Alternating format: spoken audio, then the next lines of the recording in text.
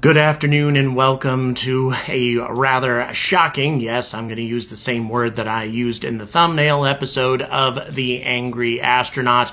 And even though I'm not necessarily going to call this a shocking development, in other words, this is not confirmed, but at the same time, the accusations that are being made right now are indeed shocking. But that being said, I am extremely skeptical about the source that this is coming from, and also Virgin Orbit and their decision-making process. If this were to be true, it would fly in the face of everything that Virgin Orbit did in Cornwall and in Britain all the way up to the point of launch. It makes absolutely no sense. Now, I'm not saying, once again, that this is definitely untrue. However, I'm going to tell you why they seem very suspect.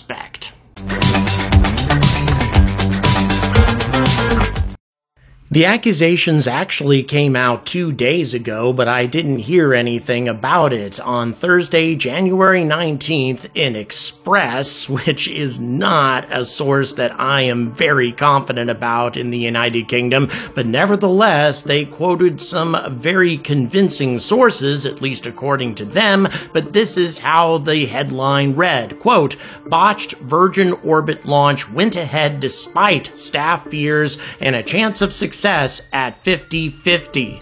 The article goes on to say, questions were last night being asked about why the UK's first ever space launch went ahead despite warnings that the project was not ready, Express.co.uk can exclusively reveal. The botched Virgin Orbit launch at Spaceport Cornwall on January 9th only had a 50-50 chance of success and ended up as a multi-million-pound write-off. MPs are demanding to know if government pressure was applied to Virgin Orbit and Spaceport Cornwall to create a good news story as the country faced so many challenges. Concerns have also been raised in Westminster as to why licenses were granted by the Civil Aviation Authority, or CAA, just days before the launch. In an official transcript which details the lead-up to the launch and seen by Express, staff attached to the project claimed, number one, that the team had identified an issue during a wet dress rehearsal of the launch on January 4th,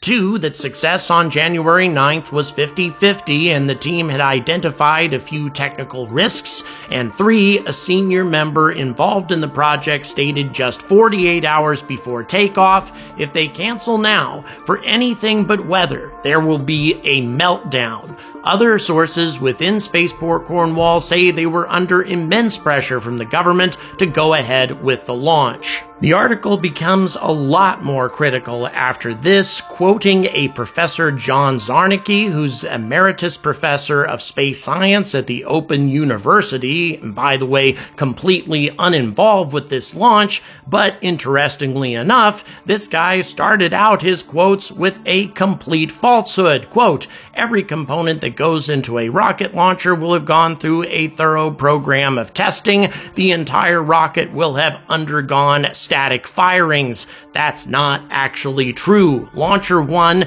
goes through a wet dress rehearsal, but not a static fire prior to launch. It's rather unique in that regard. But that didn't stop Express from continuing to quote him. Quote, "I repeat that with a record of 1 failure out of 5 prior to this launch, there is clearly a significant risk. I think the government had rather unwisely put a lot of eggs in this particular basket.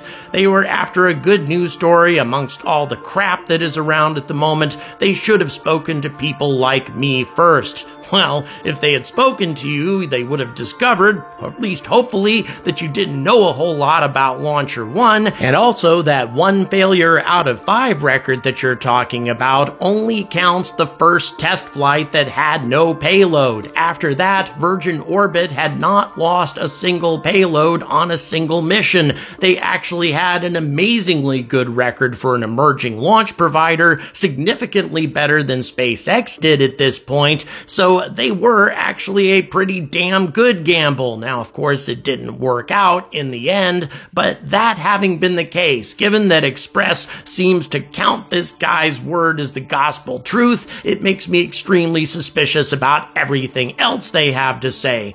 First of all, when we're talking about a 50-50 chance of launch, given all of the effort, all of the time, and all of the money that Virgin Orbit had already invested in this endeavor, it seems extremely unlikely, actually bordering on suicidal, for Virgin Orbit to attempt a launch with a 50-50 chance of failure.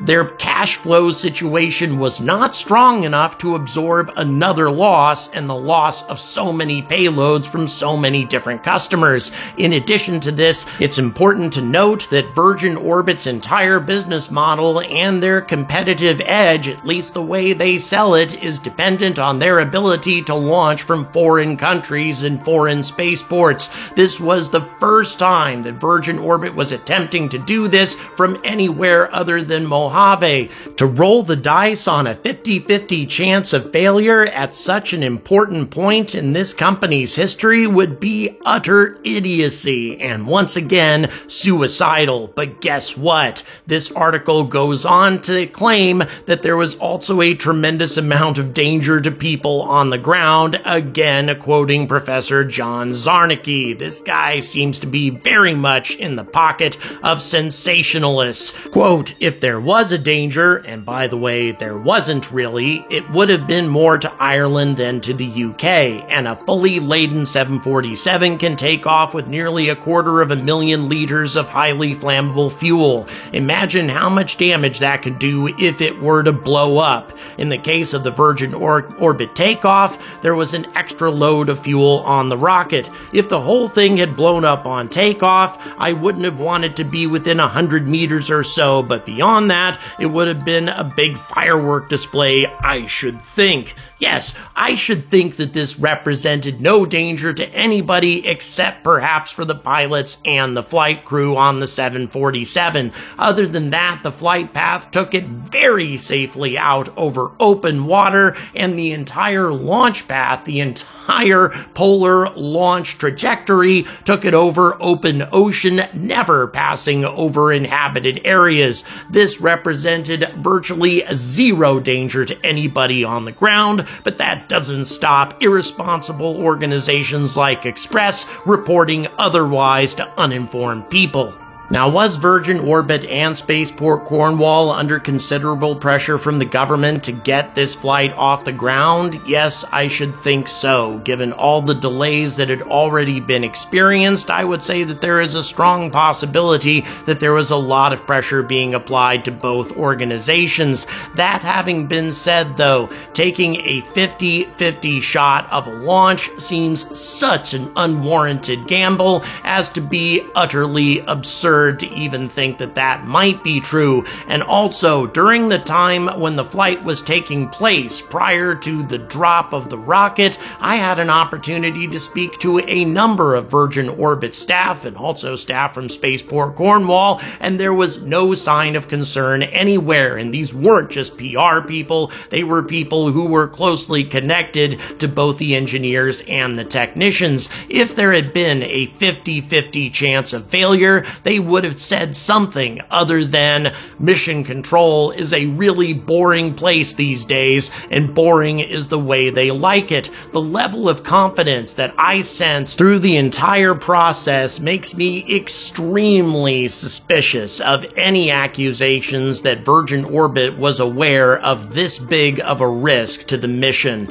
If that were the case, these people all deserve Academy Awards. I didn't sense anything like that going on, and once again, if the odds were that bad, the engineers and technicians that I had a chance to speak to prior to the launch certainly would have known about it.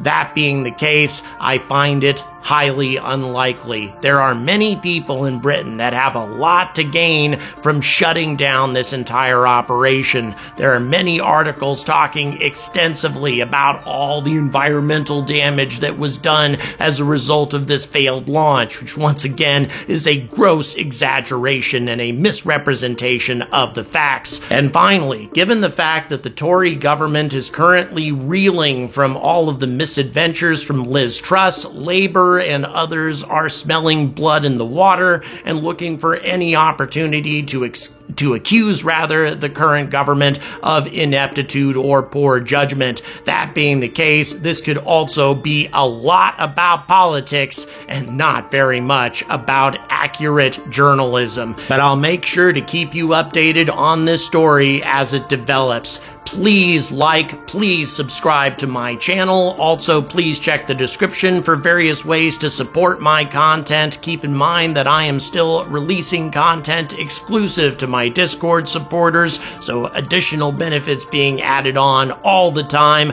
But most importantly, and as always, stay angry about space.